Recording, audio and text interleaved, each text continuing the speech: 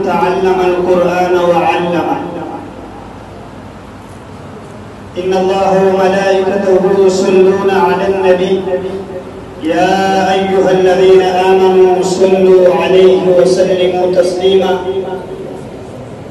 اللهم صل على محمد النبي الأمي وعلى آله وسلم تسليما. زمان عزتمند محترم مسلمانانو، سرنگی چې تاسو ته معلومه ده چې نن موږ او تاسو د قرآن عظیم الشان ختم د هغې په مناسبت سره موږ او تاسو دلته راجمع شوي یو. زما محترمو، قرآن مجید د الله جل شانه عظیم الشان کتاب دی.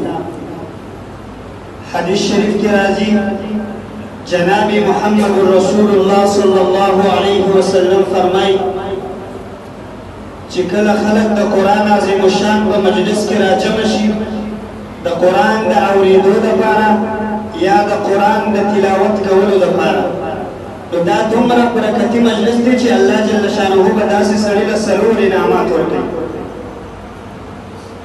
لومبی انعام به دا ورکوي چې کوم سړی د الله جل شانه د کلام اورېدو دپاره یا د ویلو دپاره په یو ځای کې راجمع شي، غشیتهم الرحمه، الله جل شانه به دا سړی د خپل رحمت په څادر کې پټ کړي. الله دې موږ تاسو ته دا نعمت نصیب کړي. آمین. خپتیز وایي آمین.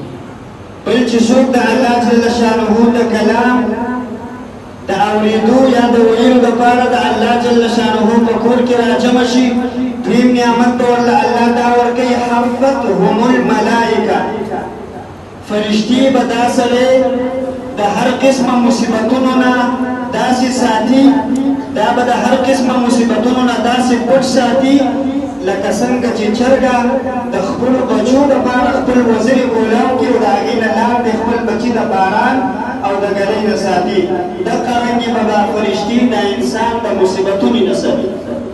الله دې دا هم موږ تاسو ته نصیب کړي.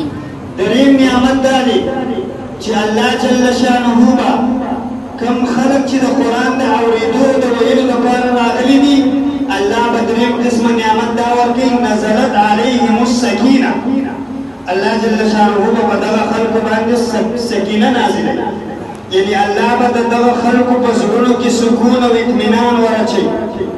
او الله قرآن کې فرمایي الا بذکر الله تطمئن القلوب، خبردار د الله په ذکر کې او په تلاوت کې د زړونو اطمینان.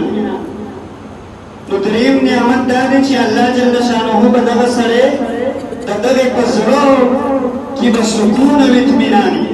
نن موږ تاسو په سکون او په اطمینان پسې څونه ګرځو، ستړي پسې شو، خو الله پاک سکون او اطمینان د الله په خپل کلام اورېدلو او ویلو کې سکون او اطمینان ایښودی. نو نزلت علیهم السکون، سکینه.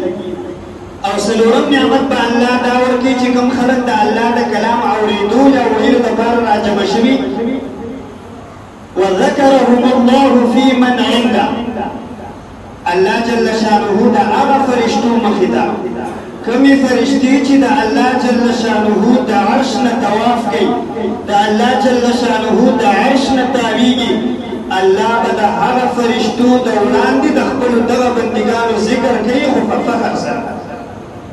یعنی الله په داسې خلکو باندې فخر کوي چې دا زما هغه بندګان دي چې زما د قرآن د اورېدلو دپاره یا د ویلو دپاره راجمع شوي دي.